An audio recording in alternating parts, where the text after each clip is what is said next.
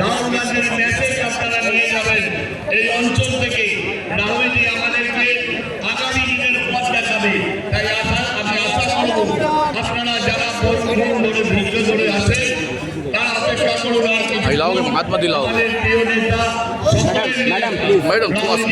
আমাদের মধ্যে উপস্থিত হচ্ছে এবং আপনাদের যে সংগ্রামে ইতিহাস আপনারা দেখেছেন দীর্ঘ জাতীয় সামনে নিয়ে আমরা আশা রাখবো নিজের নিজের এলাকায় কোনো সন্ত্রাসের উপর ভয় নয়, কোনো লাল চক্ষুকে ভয় নয়। জাতীয় কংগ্রেসের নেতা রাহুলজির নেতৃত্বে এগিয়ে চলার শপথ নিয়ে আপনারা এগিয়ে চলুন।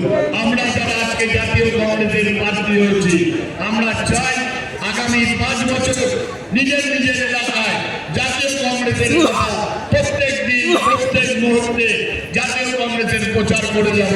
তাহলেই আশা রাখবো আগামী দিন জাতীয় কংগ্রেসের পতাকা এখানে আবার পুনরায় উদ্ধার হবে। এই আশা রেখে আপনাদের সকলকে নববর্ষের প্রণাম, বন্ধুদের ভালোবাসা এবং আমার এই অঞ্চলের এই যে সকল যোদ্ধারা বসে আছে তাদের সকলকে সালাম জানিয়ে আমি আমার বক্তব্য শেষ করছি। জাতীয় কংগ্রেস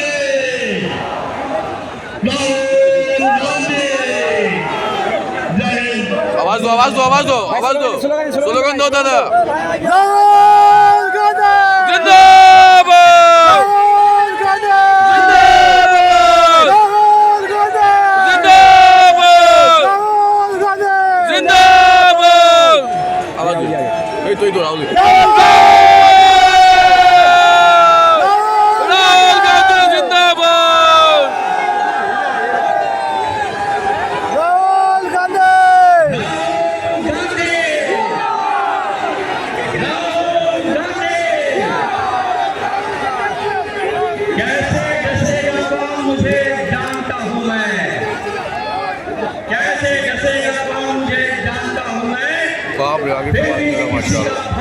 कहाँ मानता हूँ मैं, जंगल हो या फिर एकदम ठीक सारी नस्लें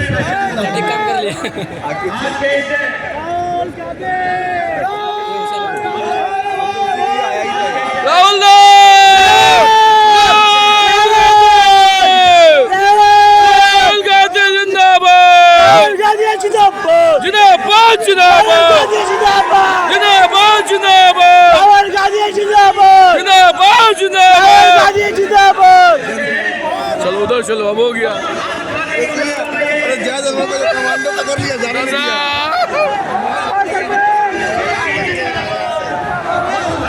चलो ओइदिके चढ़ गया ना।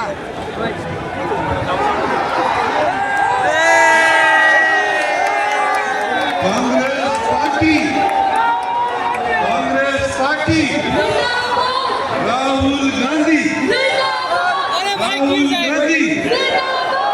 राहुल जी आगे बढ़ो, हल्का सा राहुल जी आगे बढ़ो, राहुल जी आगे बढ़ो। हम तुम्हारे साथ हैं। देखो भाइयों, ऑलरेडी क्योंकि लेट हुआ है, लेट होने के कारण भी आपको मालूम है कि यहाँ के भारतीय जनता पार्टी और तृणमूल कांग्रेस की एडमिनिस्ट्रेशन ने मिलकर राहुल गांधी जी को वेस्ट बंगाल में आपसे मिलने में रोक लगाने की कोशिश करी थी, मगर उनकी कोशिश नाकाम हुई और राहुल गांधी जी आज आपके सामने है कलकत्ता के इस शहीद मीनार में।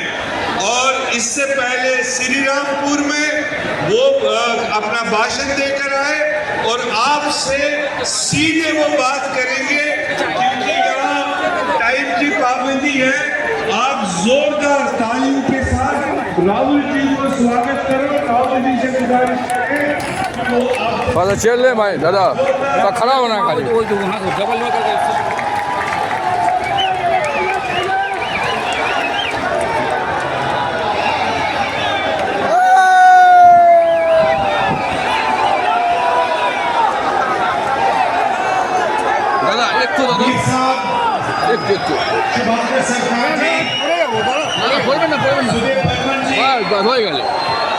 नासिर हुसैन जी, सुबोध कांत सहाय जी, बीपी सिंह जी, इरफान अंसारी जी स्टेज पे। আরে ওই কথা দাঁড়িয়ে যাবো, কোনো অসুবিধা হবে না। आप एक तो चुपिन ना, चुपुन को चुपुन, बस हो गया, हो जाए। हमारे मित्रों, आप सब थोड़ा सा बाजी, थोड़ा सा। बहुत स्वागत। कैसे हैं आप लोग? ऊर्जा तो बहुत है आप में। देखिए, देश में विचारधारा की लड़ाई हो रही है।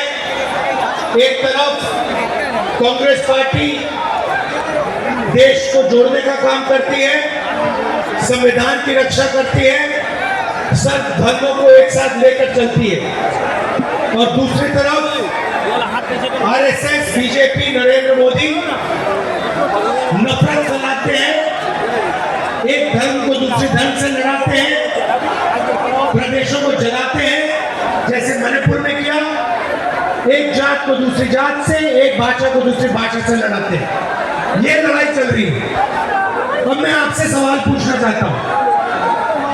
मेरे ऊपर 36 केस है। क्यों? क्योंकि मैं नरेंद्र मोदी से, आरएसएस से 24 घंटे लड़ता रहता हूं। आज मैं यहां आया हूं, मैं बेल पर हूं, मैं बेल में हूं और मैं आया हूं। नरेंद्र मोदी ने मेरा सरकारी घर ले लिया, मेरी लोकसभा की मेंबरशिप रद्द कर दी थी, और ईडी ने 55 घंटे मेरा इंटेरोगेशन किया। 29 में भगा देना है। ममता जी का ईडी ने कितना इंटेरोगेशन किया है?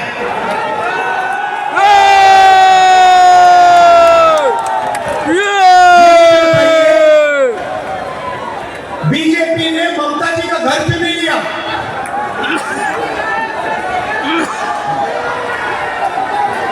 उन पर 36, 38, 40 केस क्यों नहीं है?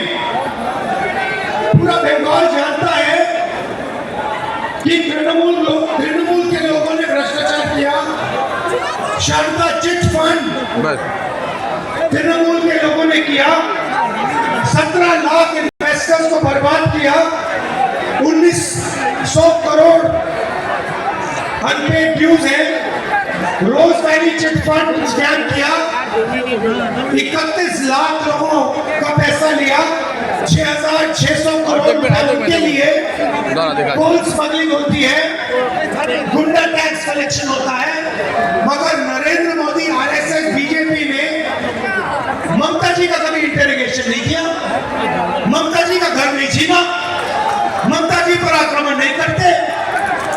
क्यों?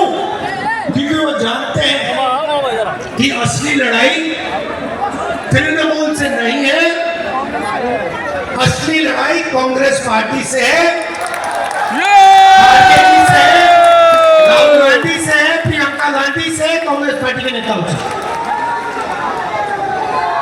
अगर सचमुच में तृणमूल और बीजेपी लड़ाई हो रही होती